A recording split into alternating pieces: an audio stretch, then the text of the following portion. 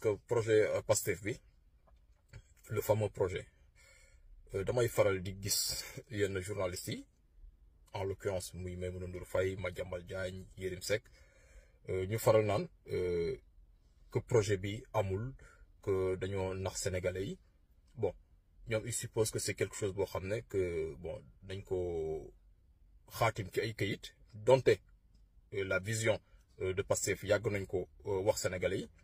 Ousmane Sonko il a produit les livres wax lan la bëgg ci Sénégal fan la bëgg a jëmee Sénégal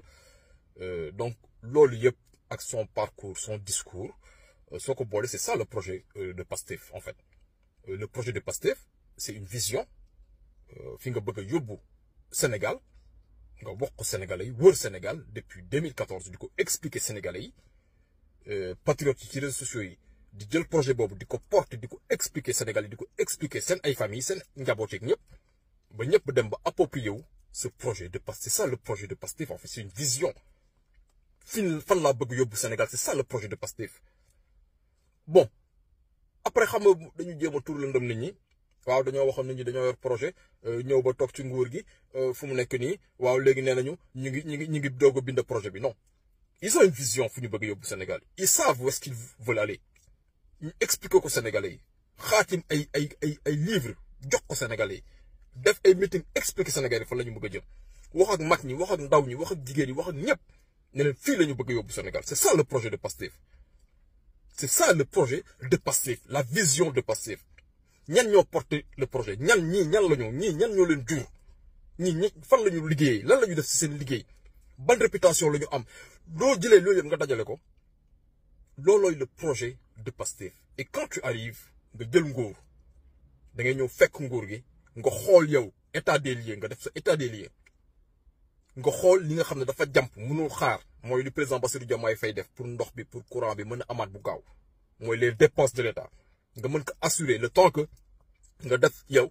sa audit xam yow ci lan nga parce que kër soo su duggee sax ñu dénk la dépense mais di nga dugg ci waañ bi balaa nga dem marché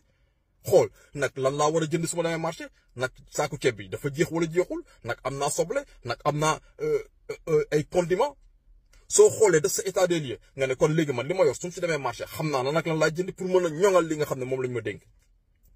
mais bon après ça c'est rien après xam nga ñun aussi ñun li nga xam ne dañ ci dugg di si jàpp takk ci rip ce projet ñun xam nañ ko maîtriser nañ ko su fekkoonte ne rek ay wax la nii yu ay journalistes di def kon Pastef tey du agsi tey fii mu agsi donc ñoom bon mën nañ leen bàyyi ñuy wax seen der la ñu gën a yàq seen réputation mooy gën di yàqu ci réew mi sénégalais yi xeeb leen lool ñoom sénégalais dañ leen xeeb lool te ñoom yëguñu ne wala ñu yëg ko muy tayef si ñoom ne sénégalais yi dañoo raxas seen loxo si ñoom gars yi xam nga lu tax ñu leen ñu déglu ñoom lu tax ñu leen ñu déglu dañ leen ñu déglu pour mën a xool seen ay fen seen ay wuruj naka la ko sénégalais yi après mën a ñëwee expliquer ñeneen ñi que ñii li ñu wax ci plateau télé yi ay kàcc neen la donc c'est juste pour ça qu'on les suit parce que Yérim Seck il a l'habitude de dire waaw gis nga su may wax ñëpp may déglu bien sûr que oui ñëpp lay déglu Yérim Seck yow sooy wax mais tout le monde t'écoute pour lan pour mën a décortiquer tes mensonges on t'écoute pas parce que bon dañ la naw on t'écoute pas parce que da nga am xam-xam on t'écoute juste pour xool yow fen yi nga war a fen naka la ñu jëlee fen yooyu ñu wax ni sénégalais yi lii de ay fen la donc c'est ça le projet de Pastef gars yi ñun duñu ay dof Ousmane Sonko ñi nga xam ne dañoo topp le projet Pastef duñu ay dof ce parti de Pastef ñi si nekk di ay boromi xam-xam ñi si nekk di ay boromi xam-xam ñooñu ay waxi tappale taxul ñu jug ñi nga xam ne dañoo joxe seen bakkan pour ce projet ay waxu tappale taxul ñu jug joxe seen bakkan parce qu'ils ont compris c'est quoi le projet ils ont compris c'est quoi la vision de Pastef beneen mbir bi ma bëggoon yokk tuuti fan yi dañoo gis benn affaire bu commencé di xew et ça je le dis à ñi nga xam ne ce sont les chroniqueurs estampillés Pastef des gens pour qui j'ai énormément de respect gars yi énormément de respect parce que un moment compliqué dans la nation sénégalaise dañoo jug taxaw temm défendre dëgg donc ñooñu mënuma leen wax leneen lu dul wax ne sama reconnaissance éternelle ci ñoom mais par contre am na loo xam ne nañ ko war a mën a moytu ñu invité ci plateau télé yi nga toog dossier ONAS li ma ci xam li ma ci yëg li ma yor sama téléphone dossier yi ma yor dossier port li ma ci xam li ma ci yëg li ma ci téye jabaru gars yi ci liggéey doomu gars yi ci liggéey ñun la waa waxal non mënuma wax léegi. dossier Lonase li ma ci xam li ma ci téye li ne sama portable li ma yor ci document li ma yor ci lii su ma ko révélé woon Sénégalais yi dóor leen ñu la waxal. Et puis bon, tu vois, les mêmes mecs, ils font le tour de toutes les chaînes YouTube et ils disent la même chose. li ma ci xam li ma ci yor li ma ci téye journaliste yi topp la nag waaw wax ñu si tuuti sax waaw ñamal ñu si sax nga ne non oui mënu ma si wax léegi non damay xaar parce que li ma ci téye ben tu vois un dossier qui est là sur la place publique tu as des informations yoo xam ne yow lii alalu Sénégal li ñu luubal tu les as admettons que tu les as nga ne doo ko jox Sénégalais yi non li ma ci foofu nga si yem quoi et puis bon à part de là bon tu es invité partout nga ñëw Simon Faye moo ma ñawal lii maa ngi gërëm Pape Diop bu Canada bon maa ngi gërëm Modou Khoule de Atlanta maa ngi gërëm Soxna Fatou Diop de Bergame moo ma yónnee montre bi bon et puis tu t'habilles bien tu es là posé une belle montre une belle chemise bon. Apparemment, naaj bi du la laal parce que les émissions souvent c'est à 19h. Bon, toute la journée, bon, peut-être que tu dors, vers 19h tu sors, naaj bi du la laal, nga jàpp temps, ñëw toog. Bon, et puis li ma ci xam, li ma ci yëg, li ma ci téye, ça n'a aucun sens. Il faut qu'on arrête de se jouer de nous, quoi, en fait. Parce que la situation du Sénégal, personne ne va nous la prendre. Nous savons instant que les audits se terminent. Nous savons exactement l'état des lieux. Nous l'avons reconnu, mais beaucoup de temps, nous avons appris de yàq dëkk bi, mais xam ko moo tax ñu takk lépp ci projet. Parce que, en fait, vous nous apprenez rien du tout. Moi, quelqu'un qui vient me dire, après, on le sait. Mais on n'a même pas besoin qu'Ousmane Sonko nous fasse un tableau pour nous dire, après, Macky Sall, on le sait très bien. Maintenant, le président Bassirou Diomaye Faye est là, le premier ministre Ousmane Sonko est là. Ils sont en train de faire des audits. Mais nous, audits, nous savons le chiffre exact. Chiffre exact. Et Khalis, si y a un canon, mais venez nous dire, en fait. Nous, on vit dans ce pays. Hein. On voit le niveau de vie de certaines personnes. Mathématiquement, c'est impossible qu'ils l'ouvrent le cap là. Donc, venir tenir en haleine les patriotes comme gars, ça va être pertinent. Mais il n'est pas pertinent, il dit n'importe quoi en fait. Parce que tant que les moitiés, les cholas sont portables, les meilleurs affaires, il y a un les meilleurs documents à Kergue. Ben écoute, état, voilà, il n'y a que faille, ça. Ay chroniqueurs, nous avons des documents, il y a des mom le gars nek de audit, war ko yobbu au parquet financier. Mais ça n'a aucun sens en fait. Parce que ben instant, parce que le passé vient d'arriver au pouvoir. Hein. Il y a toujours l'euphorie. Les gens les prêtent toujours une oreille attentive. Mais ce qu'on a payé 1 an, 2 ans, les moitiés kham, les moitiés téye, les moitiés kham, les moitiés men, les naissants portables, documents yi mayor. Bah, écoute, soit tu dis, nous kham ne li amna, soit tu te tais ou bien tu parles d'autre chose. Donc ça c'était juste quelque chose bo xamné bëggon mako wax touti. Ba baxé ko un peu voilà gars yi nek ci plateau télé yi bon ils sont estampillés passifs li ma ci xam li ma ci yor li ma ci téye dina sans portable machin truc chose ben ça bon voilà ça devient rinçant là à la fin quoi benen bir bi bon gis nañ sunu presse bi comme d'habitude gis nañ sunu patron de presse yi bon moi franchement honnêtement man sen employeur yi man la né ay nit yu ñak fayda ngeen wara nek quoi les employeurs de la TFM du groupe GFM les employés du groupe des médias et autres du journal de Madiambal Diagne. Parce que vous, les employés de la Sen TV, Bougane Gueye Dany vous doit de l'argent. Il n'a pas payé les salaires. Ou bien il les paye en retard. Il y en a que du quoi défendre. Si vous voulez, c'est votre droit. Mais ben instant,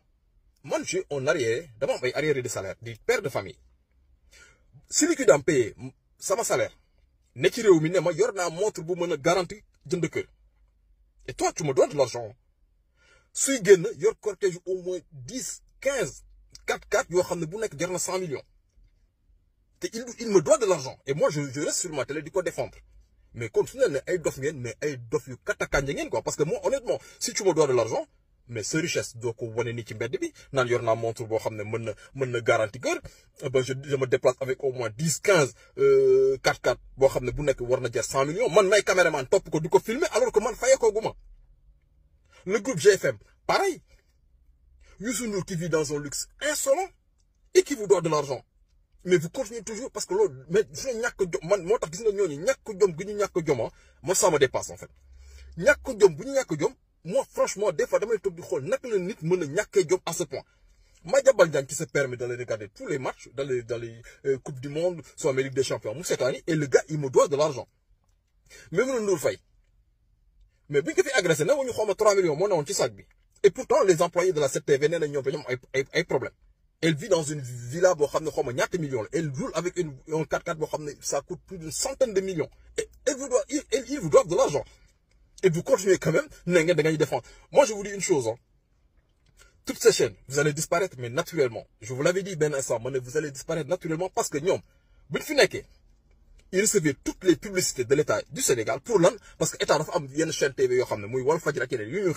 a les pubs. Ben affaire, c'est pas moi qui le dis, c'est Serigne Saliou Gueye qui fait cette révélation. Tous les mois, Macky Sall da leen jox 50 millions.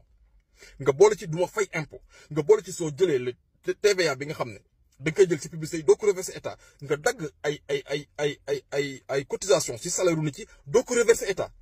Di dund dans un luxe insolent. Mais kenn du leen laaj dara parce que tant que yaa nga ñu défendre ay fenu Macky Sall da la ñu bàyyi noonu. Et le groupe Walfadjri en a souffert. Mais leen gis nga dëkk bi bés bu demee ba ñu jëlee fi Macky Sall. Que la situation redevienne normale. Mais man, si je suis un annonceur,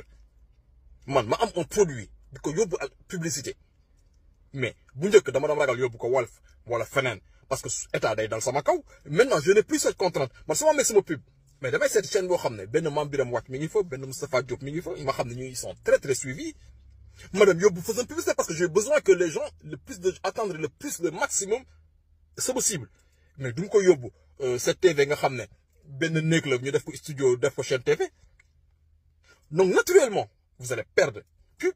Naturellement aide à la presse bi ñu doon joxe dañ koy gën a rééquilibrer ba ku nekk li nga xam ne moom nga jëyoo ñu joxe ko donc forcément naturellement di ngeen perte lu bëri loo xam ne du état moo lañ xeex mais c'est une situation normale comme ça se passe dans tous les pays du monde. Je prends l'exemple tout bête de la Suisse. Mais Suisse soo leen amee les impôts ba ñu dëkk Suisse mën nañu confirmer li may wax. Nga amee leen impôt wala même je sais pas ben amende. Quand tu passes la frontière suisse garde frontalier des fois suñu arrêté nii jël sa carte d'identité loo foog dañu xool carte d'identité bi rek non kii nan la tudd Moustapha Niang ah nu mu sant Niang ah fu mu dëkk fii non day xool yow la première chose qu'il va chercher le garde frontalier nag yow baa ameeloo taxe réew mi wala baa ameewu fi impôt so du sey su tapé sa tournée tak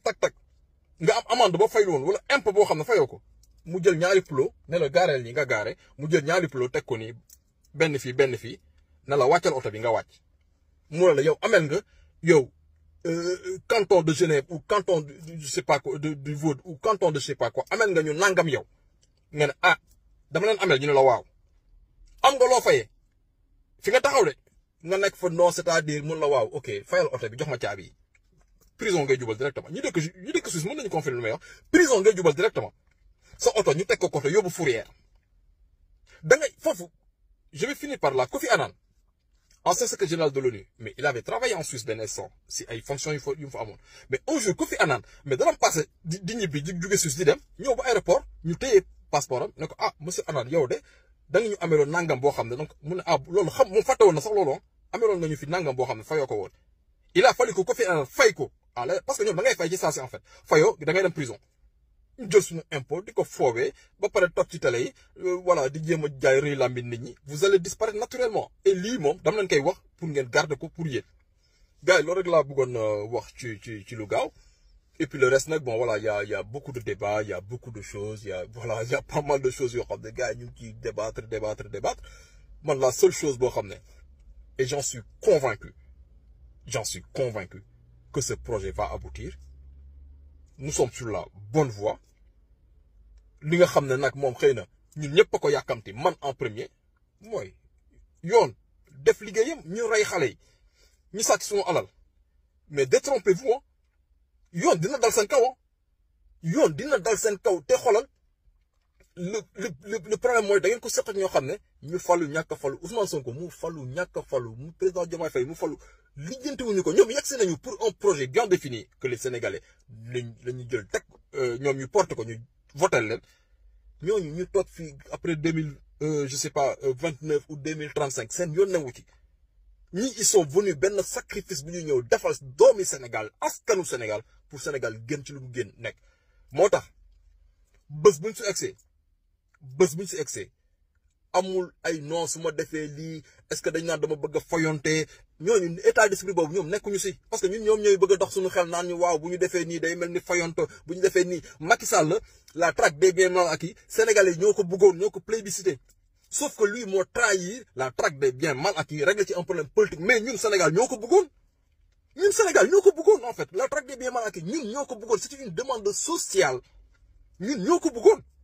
Macky Sall moo ko trahir rek moo tax ñoom dañu bëggoon dugal Pastef ci piège boobu quoi non bu leen defee nii comme ni ne da nga ñu fayu moo tax xam nga boo leen ko defee nii Ousmane président Bassirou Diomaye Faye su décidé Ousmane Sonko di décidé wallaay xoolal su doon ñu nekk ci biir parti ñoo def lu dul yool sax yoon dal seen kaw waxutuma la keneen ak keneen donc loolu rek laa bëggoon wax gars yi ñu ngi tuub nag bu baax di jégalu asalaamaaleykum